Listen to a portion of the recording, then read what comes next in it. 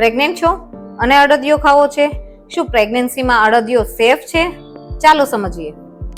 બીજા કઠોળની સરખામણીમાં અડદમાં સૌથી વધુ પ્રોટીન મળે છે, પણ એ જ અડદમાંથી બનતા અડદિયામાં ખાંડ, ઘી, સૂકા મેવા અને ગરમ મસાલા ભળતા એનો ગુણધર્મ બદલાઈ જાય છે.